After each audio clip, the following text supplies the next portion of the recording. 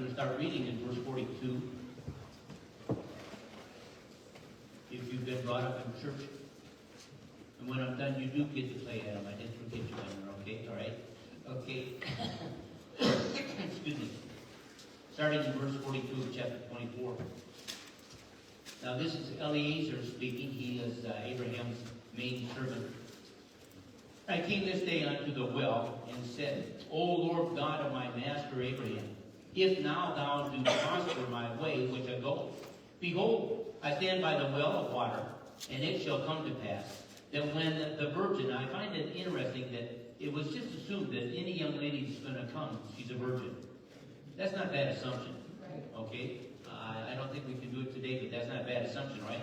But he says, when the virgin cometh forth to draw water, and I say to her, give me, I pray thee, a little water of thy pitcher to drink. And she shall say to me, both drink thou, and I will also draw for thy camels. Let the same be the woman whom the Lord hath appointed out for my master's son. And before I had done speaking in mine heart, behold, Rebekah came.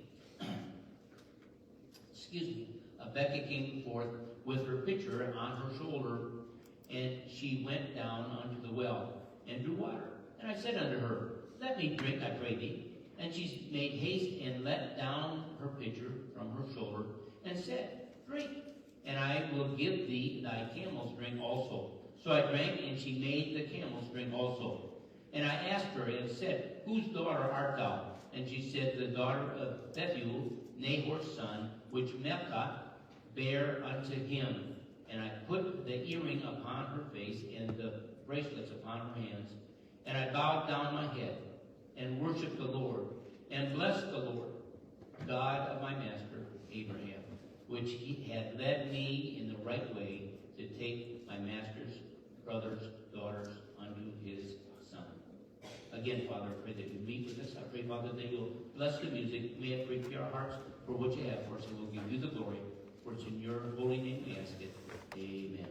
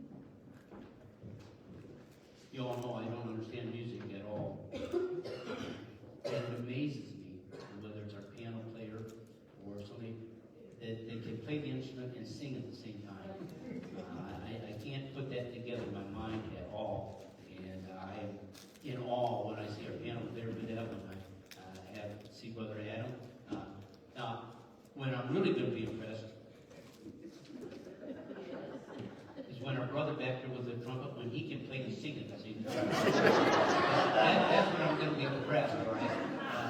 But I sure appreciate our music and appreciate those who God has blessed with talent to do it for God's glory. Genesis chapter 24.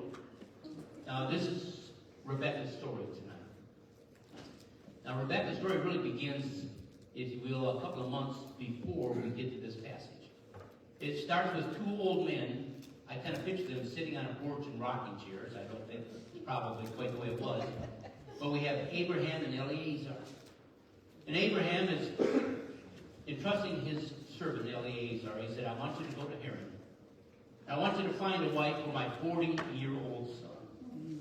He said, I want you to find a wife, if you will, who will share in our faith. Now, think about this. Abraham, if you will, is very rich in faith and in finances. Now, God promised that he would make a great nation out of Abraham. Abraham waited about 25 years to have a child. And they have a child, and now that child is 40 years old. So that's 65 years he's been waiting for this promise. Then as you read the story, you find out that after Isaac gets married, if you will, it's another 20 years before they have a kid. And so it's 85 years before we see this picture really unfolding. And so, again, I see great faith from Abraham at this point. Now, it's no coincidence that Eliezer finds Rebekah because he prayed. In verse 27 of chapter 24, we see this. He says, and he said, this is Eliezer speaking, Blessed be the Lord God of my master Abram, who hath not left destitute my master of his mercy and his truth. I, being in the way the Lord led me. Listen, if you want to be led of the Lord, you need to be in the way. You need to be doing what he wants you to do when he wants you to do it. Now, as we look at Rebekah's life tonight, I want to lighten up like a day in somebody's life. So we're going to look at morning, we're going to look at noon, and we're going to look at the evening, right? So the beginning, the brightness of the morning. Rebekah, man, she was a remarkable young lady. She's a hard worker. Most Bible students think that she was probably in her late teens when this actually happened. She's beautiful. She's generous. She's a kind lady. And her grandfather was Nahor, who was Abraham's brother. Excuse me. Excuse me. Her brother's Laban. Now, when Rebekah went out to gather water that day, and I think that was probably a daily task for her, she had no idea how her life was going to change. And yes, please take a drink of water. Thank you. And so she goes out, she gathers water. We know that Eliezer has prayed and said, Lord, if you lead me to the right person, it's going to be the young lady that I say, give me a drink, and she'll say, I'll water your camel's boat. Now, I want you to stop and think about this. There's 10 camels. Now, if you go online, and again, I don't know how accurate that is, but I'm getting bold. I went online, found out how much a camel can drink, okay? The average camel, and again, if they're empty, I guess, I don't know if they're empty or full or half full, I don't know how it works, right? But an average camel, if they're empty, can drink up to 30 gallons. Okay? Thank you, if I appreciate that. We're going to water the camel. Thank you.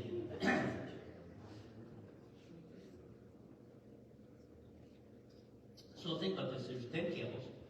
If they're totally empty, that's 300 gallons. Now, again, I went online, excuse me, and it tells me that the water pots that the women would go down and get water with held 5 gallons. Now, 5 gallons of water weighs a little over 41 pounds. Plus the water pot. And I assume they're probably not light either. So she's got this 41 pounds plus a water pot that she has on her shoulder. She's going to feed, if you will, or water 10 camels, possibly at the most 300 gallons. So if you figure that out, that she's carrying 41 gallons or 41 pounds plus the water pot, and if she's going to do 300 gallons, that's 60 trips she's got to make from the well to the camels. This lady was a tough lady. I mean, can you imagine carrying 40, I would guess at least 45 pounds on your shoulder, water 60 times back and forth. So she was a very energetic and very strong young lady, to say the least. This marriage, if you will, was God's will. And 24, chapter 24, verses 50 and 51, it says this. The thing that proceedeth, this thing that proceeds out of God's mouth. Then, and this is Dad and Grandpa talking, okay? And they say, Behold, Rebekah is before thee. Take her, and go and let her be thy master's son's wife, as the Lord hath spoken. So it's very obvious that God was in this, and that this was a marriage that God said is good and is the right thing.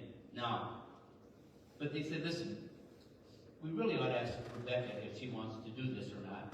So they go and they ask for Rebekah. They say, will you go? And she says, I will go. Now, stop and think about this for a minute.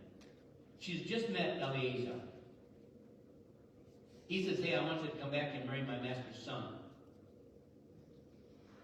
She says, okay, I'll go. It's anywhere, depending exactly where each one we're at, it's anywhere from 400 to 600 mile trip one way. So, they say, will you go? She says, I will go. Read the Bible. The very next day, she just met Eliezer, and he says, I want you to come back with me and marry my master's son. The next day, can you get this, ladies? Can you imagine? Much. Can you imagine your daughter saying, yeah, I'll go. You know, I know I just met this guy, and I'm going to go 600 miles away and marry a guy that I've never met before. She says, yeah, take me, I'll go. I mean, stop and think about that. To me, that's amazing. Okay? And so she says, okay, the very next day, I mean, she didn't have time to plan. She didn't have time to get all of her potential wedding stuff together. I mean, she packed and she was gone the next day. Well, like I say, it's a 400 to 600 mile trip. And so, in those days, probably we're talking roughly a month's trip.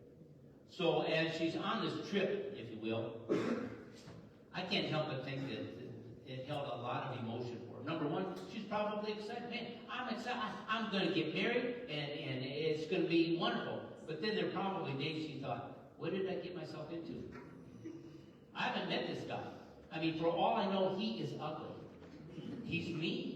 I mean, she has no idea what, and so there had to be a big deal of emotions going on in her heart and life at that time. So there are a lot of things going on, concerns, sadness. She left her family. She left everything that was going on. Now, finally they come to where Isaac is, and Isaac, as the Bible says, he's out meditating in the field, and the camels come, and he sees her, and she sees him. And again, this is amazing to me, is that Eliezer says, hey, that's your new husband. And so the Bible says that she jumped off, I think it was a camel that she was on. She jumped off and she went towards him, and he comes towards her. Now catch this. She's been on a month-long journey. They meet, and the Bible, and the terminology of the Bible makes it very clear, is that they met, and he took her right to his mother's tent. And they got married, and they had their wedding honeymoon. Can you imagine traveling a month on a camel and meeting your future spouse, and just, not to be inappropriate, but the bottom line is okay, it's our honeymoon time now. Now, that's what we see going on. That's the morning. A lot of excitement, a lot of unique things going on then, okay? But then we see the gathering shadows of afternoon. Isaac and Rebekah seemed, if you will, as you read the passage, as I see it, is that they started growing apart almost immediately. Now, let's be honest. They didn't love each other when they got married. They didn't know each other. I mean, they were 600 miles apart. In those days, you don't travel 600 miles on a whim, okay? So they're 600 miles apart. She meets him for the first time. They consummate their marriage that very day, if you will. And they didn't have a chance to love each other, to get to know each other. It just met. Now, as time went on, as I read the scriptures, it seems to me as though they loved each other less and less. Well, eventually, God gives them a child. Now, they never divorced legally, but I think, and as you read the passages, I think that they were separated in their mentality, if you will. Now, who's at fault? Well, I think both are at fault. I think that's normally the case. In all the years I've counseled in marriage and everything else, I've never had any case where just one person is 100% at fault. I might have a case where somebody's 99%, the other one is 1%, but I've never found a case where one person is totally at fault, the other person has no fault at all. And I see here they're both at fault. Now, understand, Isaac is a good man, but he's passive. I mean, if you're 40 years old and your dad has to go out and get your wife, you're passive. You understand that? That's the way it's going down, right? I think he was a mama's boy. What does the Bible say? In verse 67 it says this, and Isaac brought her, Rebekah, into his mother's Sarah's tent, and took Rebekah, and she became his wife, and he loved her, and Isaac was comforted after his mother's death. He was a mama's boy, if you will. He's passive, and he let mama kind of run things for him. Now, so Rebekah gets married, and all of a sudden, she's not only a wife, she has to be a mom now, because he's missing his mommy, okay? Now, little by little, if you will, she starts taking care of affairs because he's passive. He's letting her take care of things, and she's getting stronger and stronger, and he's getting weaker and weaker. Now, Isaac turns inward. Things start revolving around him. It's all about him now. And again, after 20 years, they have a child. Now, I know for us, our first child, and second one, fifth or two, but having a baby drew us close together. I mean, man, we had to work together. We had to do all sorts of things. We loved our kids together. We played with them together. We disciplined them together. We did everything together, and it brought us closer together. So you'd think that would have happened with Rebekah and Isaac, but it didn't. Why? We call it favoritism. Listen to what the Bible says in verse 28 of chapter 25. And Isaac loved Esau. Now, here's it because. Hey, here's why he loves him. Now, believe it or not, I love my kids because they're my kids. Not because of who they are or not what they've done, but I love them because they're mine. Okay? And it says, and Isaac loved Esau because he did eat of his venison. Hey, I love my son because he can cook a good meal. Boy, isn't that a great encouragement to the kid? You know, I don't love you because you're a kid. I don't love you because I love you because you can make the meal that I like. Then the next verse says this, but Rebekah loved Jacob. So we have this favoritism. Dad, if you will, loves Esau. Mom loves Jacob, and there's this favoritism. This fight is going on now. And by the way, I think that she liked Rebekah liked Jacob because I think he was a lot like her. Now, favoritism is deadly. Now, I don't have to spend a lot of time there. I think most of you parents know that if you show favoritism to one child or another, you've got a mess on your hands. Now, my two kids are as different as night and day. And I'm thankful for that. Todd has certain good qualities, and Todd has some bad qualities. Chrissy has some good qualities, and she has bad qualities. And they're different. And I'm so thankful that my kids are different. Now, I'll be honest with you, and as you have children, Mother, are your kids different? Yeah. Oh, yeah. I'm looking right here. He's really different, okay? Now, listen, the bottom line is this. I'm thankful they're different, but it kind of taxes us as parents. You have your first one, you say, oh, and they kind of turn out all right. You say, hey, I got this down pat. Then you get another one, and they're completely different. You have to handle them differently. You have to deal with them differently. And then the third one comes along, and then that's really the third one. Are you the baby? Sad? You're saying you're a girl? You're saying you're third? Oh, okay, got it. All right. Okay. But listen, they're all different. Praise God for that. Chrissy is a caregiver. She is compassionate. You think I'm blunt. Todd he doesn't have a heart. He is mean. He is ornery. They're just totally different. But praise God, we love them. We don't love them for what they can do for us. We love them because they're ours and God gave them to us. Amen. And yet, that's the problem that we have with Rebekah and Isaac, is that they had favoritism, and they showed that, if you will. Now, another dark cloud in their marriage, several years later. There's a famine in the land, and so they go to Egypt. I wonder where Isaac got this idea. He said, hey, listen, we're going to Egypt, and you're still a pretty good-looking lady here, so you tell everybody, that you're my sister. Sounds familiar, doesn't it? Okay. Like father, like son, I guess they say. And so he says, and by the way, as they go to Gerar, if you will, that's Philistine territory. That's where they're headed, all right? And so he says, okay, listen, you tell the king, we'll tell the king that we're just brother and sister, and that way, he said, if they want you, they can take you, but they won't hurt me. Right. okay, remember he's passive. It's all about me now. He's turning inside, and it's all, I want to protect me. I don't care if another man has you or not. I just want to make sure I'm okay. That's what's going on here at this point. So understand that, all right? Now, a must, listen to me. Husbands and wives, listen to me. A must have ingredient. And again, obviously, there are other ones, but a must have ingredient. If you're going to have a good marriage, there has got to be mutual respect for one another. Right. Now listen, if Isaac is willing to let his wife go and be with another man, he's not showing much respect. Would you agree with that? Yep. And obviously, if Isaac is going to do that and put his wife in that situation, she has no reason to respect him. Right. And so, if you will, you see this mutual respect, it isn't there, it's not going on. And by the way, if you don't have mutual respect for one another, you're going to have a tough marriage. You're going to have a tough road to hoe, if you will. Now, that's Isaac. Isaac is passive. How about Rebecca? Rebecca was a dishonest schemer. She didn't play by the rules. She was an eavesdropper. The Bible says in verse 6 of chapter 27, and Rebekah spake unto Jacob her son, saying, Behold, I heard thy father speak unto Esau. Isaac called Esau in and was talking to him privately, and she was eavesdropping. And she caught what's going on. And by the way, it paid off. She found out that, hey, Isaac is going to give the blessing to Esau. And she said, I don't want that. I want my son Jacob to get it. So what does she do? She puts together a scheme. We know it. She dressed Jacob up and put hair on his arm so he was a hairy man. And I don't know, she put some deer perfume on him so he smelled like the outdoors. I don't know exactly what she did.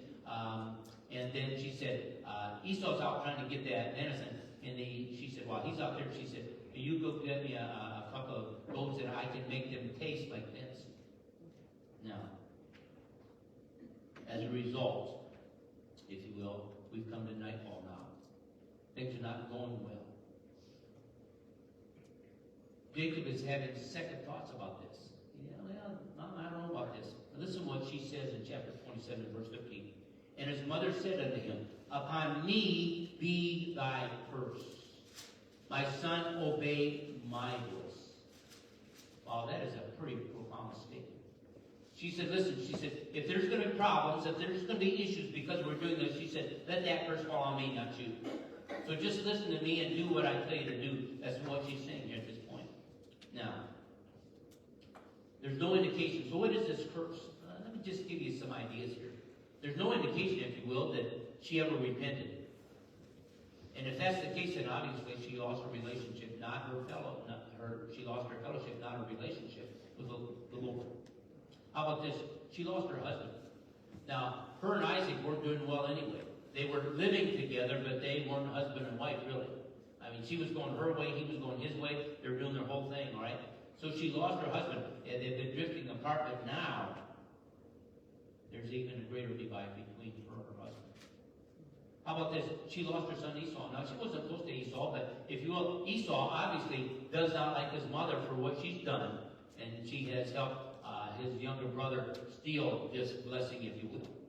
How about this? She drove a wedge between her two boys. The Bible says in verse 41 of chapter 27, and Esau hated Jacob because of the blessing wherewith his father blessed him. And Esau said in his heart, the days of mourning for my father are at hand. He said, hey, Dad's going to die pretty soon. and we will have a proper mourning for him. And he said, they're at hand. Then will I slay my brother Jacob. Now, why did that come about? Because of Rachel's scheming. How about this? She sends her son, her favorite son, Jacob, away, and she said, the Bible says, just for a few days until Esau calms down. Those few days turned into 20 years. She never saw Jacob again in this life.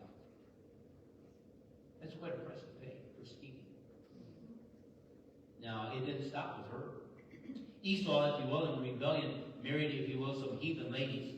And he became the father of the Edomites, who the Edomites were a thorn in the flesh of the Israelites for many, many years. Jacob, instead of being gone a few days as a sojourner for 20 years.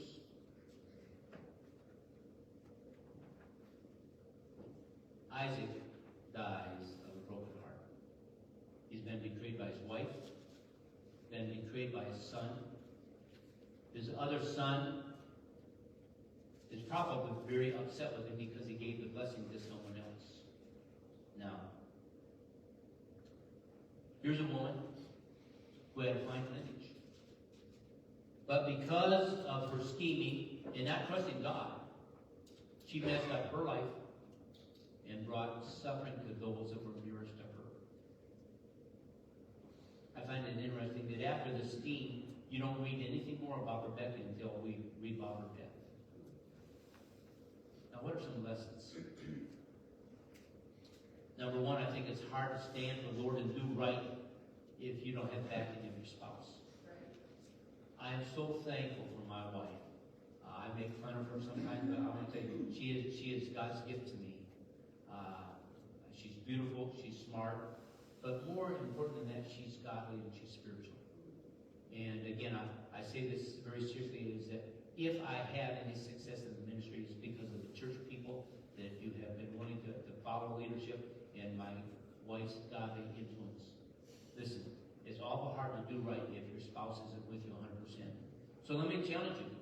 If your husband is fired up, then wives, you need to get fired up. Husbands, if it's the other way around, you need to get fired up. Listen, you can drag your feet, but I'm here to tell you that if you drag your feet long enough, it's going to create some problems. You both need to get on the same page. You both need to be fired up, and you need to work together in these areas. How about this, number two? And this is really important. Hang on to this one, right? You can marry in God's will. I believe that Isaac and Rebekah was God's will. Based on the scriptures here, God was involved in it. Amen? I think that's clear, okay? It was God's will. But obviously, the way it ended up wasn't God's will. Why? Because they didn't walk with God afterwards. You see, you can marry God's will. I'm thinking of a young lady that was in our youth group. Well, there are two young ladies I'm thinking of. One, she went off to Bible college, married a fellow there. They became a youth pastor, and he ended up having an affair with one of the teenagers. Devastated the ministry and everything else. But listen, I really believe that it was God's will for them to get married. They loved the Lord. They had people, but somebody stopped walking with God. Another young lady, she lives in Denver. She's still serving the Lord full time, but her husband had an affair and left her. Unfortunately, left her for another man. I believe it was God's will. I believe they loved the Lord. They were going in the right direction. They did everything right. But somebody stopped walking with God. Listen, just because you marry in God's will doesn't mean it's going to be perfect. It means you have to keep walking in God's will. Amen. If you don't keep walking in God's will, then don't be surprised if things fall apart. And I see it over and over again where some wonderful, godly people, they get married, and there's no reason to, as you look at it, that it wouldn't be God's will. And yet, down the road, it falls apart. Why? Because somebody stopped walking with God. So be careful of that. Listen, guard your marriage. Make certain that you're walking with God. Make certain that you guys are going on the same plane. I believe one of the reasons why God's been so good to me here is that my wife and I are pretty much on the same plane most of the time. Well, she'll go on the plane, I'll drive. But that was sad, wasn't it? Okay? But we're going in the same direction. We have the same desires. We want to accomplish the same things. You know, it's encouraging to me that there are days that I'll be honest with you, I don't feel like going so many. I've had a tough day. Maybe I've dealt with some pretty heavy things in counseling, and I want to come home and I just want to crash. And I come home and my wife says, "Hey, I've got some calls here we need to make." Now, what do? I have to say, "Hey, honey, you're right. We're going to go." Now, if I didn't have a wife who was on the same page, she'd say, "Hey, yeah, let's just crash. Let's not do anything." I have a wife who just encourages me and helps me and comes along beside me and is a great blessing. So guard your marriages, please, please, please. Now, number 4 is this: favoritism is fatal. Listen, and mark this down. I don't care if it's favoritism towards a child, or how about maybe a wife favors her family and the husband favors his family. And I say this all the time when I do marriage counseling. I say, listen, you're not just marrying that person; you're marrying that person's family. Right. And when it's time to go to that family, you go as a family. You don't send your wife to her family. You go with your wife to that family. And listen, you're going to create a lot of problems if you don't minister to one another and to each other's families. And so, if you will, be careful of favoritism. How about this one? Be sure your sin will find you out. What did Rebecca say? She said, hey, the curse be upon me. Well, it was. And she paid a high price. Listen, you and I as believers especially, we cannot sin to get away with it. There is a price to pay. It will be found out sooner or later. Number 6, your sin will affect others. Now remember, Jacob is probably, he's right around 180, that's when he died. And he's bedridden and he's blind when he is going to give this blessing. He knows he's on his deathbed. He knows he's dying. I wonder in those last days of his life, if he laid there in that bed, he didn't have TV to watch, he didn't have a radio, he didn't have CD players, but he laid there, and I wonder if bitterness grew, thinking, what in the world did my wife do? What in the world did I do wrong? And in those last days of his life, he had to be heartbroken. How about Jacob? 20 years he's running because he's scared his brother's going to kill him. How about Esau? He has this bitterness in his heart that I'm going to kill my brother. Your sin will affect others. I get so frustrated at people, and again, obviously I fit in that category too, but we think we can do wrong, and I hear people say this quite often, say, well, it's my life, I can do what I want. No, it's not your life. You've been bought with a price if you're a Christian. And number 2, if you will, whatever you do, it's going to affect other people. It will affect somebody, and probably not just one individual, it's going to affect a lot of individuals. Your sin, if you will affect other people. This one, hang on to this one. I like this one. God doesn't need your help to fulfill his promise. He just needs your obedience. Amen. Now, what was Rachel doing? She's trying to help God out. Okay? She knew that, if you will, that the blessing was supposed to go to the younger, and the older was going to serve the younger. She knew that, but she didn't think God could handle it. So she stepped in and helped him. That kind of sounds like came from the parents' idea again. God doesn't need your help. God doesn't need my help to accomplish his will. God just needs you and I to be obedient. Right. Just think what would have happened in their life, in Rebecca and Jacob's life, if they just would have been obedient and said, hey, we're going to trust God. God's going to take care of this in his timing when he wants. Next one, husbands, don't be passive. Listen, be a godly spiritual leader in your home. Not a dictator, but a leader.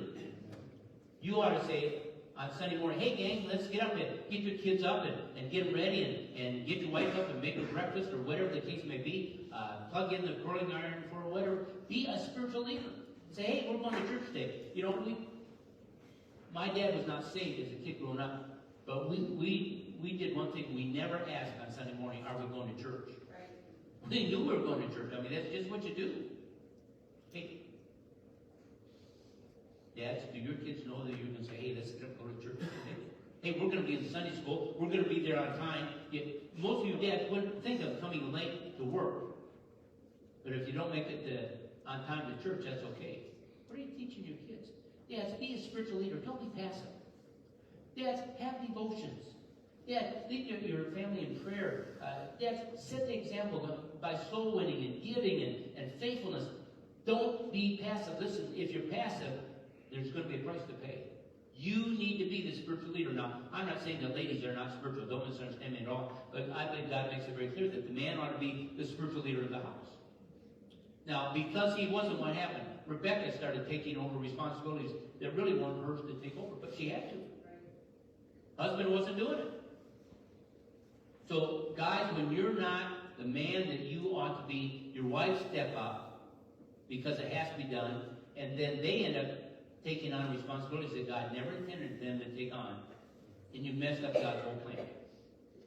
So guys, listen, don't be passive. Be a godly spiritual leader. Sit down with your family and say, hey, we're having devotions now. Hey, it's time to shut off the Game Boy or the computer or whatever, and let's just have some family time together. Dads, do that. If not, you know what? Your wives are going to step up to the plate. And your wives are going to have to do some things, and praise God they're doing it. Don't misunderstand me. But that isn't what God wanted them to do. God wanted them to follow your leadership. So husbands, be a leader. Don't be passive. Wives, be careful that you do not take charge over things that your husband's supposed to do. Now, and again, I understand that there's some husbands who just don't do it, and so it has to be done. If your husband isn't going to have devotions, I think wives ought to sit down and have devotions with your family. But husbands, pick up that slack. We looked in Ezekiel today, and the Bible says that the Lord was speaking. He said, I'm looking for a man to build the hedge and to stand in the gap. We need some spiritual men who will be leaders in the home. Set the example in the home. And I believe that even though we look at Rebecca and the things that she did, I believe that it stemmed because Isaac wasn't the leader that he was supposed to be. Now Rebecca did wrong, no doubt about that. She schemed and she decided that God needed her help. And she paid a terrible price. Ladies, trust God. Ask God to work within your husband's heart and life if things aren't going well. And maybe even ask God to say, is there something in my life that needs to change so that might motivate my husband to do right? But guys, I'm begging you, don't be a passive father. Don't be a passive husband. Young men, listen, when you get married, love your wives. Be a spiritual leader. And again, a spiritual leader is not a dictator. A spiritual leader says, follow me. Genesis chapter 18, speaking of Abraham, it says, and I know him, that he will have his children and his household follow him. And that's how you lead. Be out front. Set the example, and your family can follow you. Rebecca started out great, but went downhill because she decided, hey, you know what? My husband's not doing the job, so I've got to. And she started taking responsibilities, and she became a schemer. And it destroyed a lot of people's lives. Listen, be a godly leader, gentlemen. Ladies, be a godly follower. And if things aren't working out the way God says, then you need to trust God and you need to do what is right. Ladies, I have known some ladies who had a terrible situation, but by God's grace, they were able to take care of that. They were what the children needed, they were what the home needed, but they still kept a right spirit towards leadership in the home. And that's hard to do, ladies. I can't comprehend that, but that's what the Bible says. Let's trust God. So my plea is this, gentlemen, be a godly leader. Ladies, allow God to work in your husband's heart and life. And again, as you go to, I think it's 2 Peter verse to say, your husbands can be won without the word by your actions. Our homes are a mess today. And not just those homes of unsaved people, but homes of Christians. Because we don't have men who are the leaders they ought to be, and we don't have wives who are the followers that they ought to be. Father, this was not necessarily an easy message. And I certainly don't want to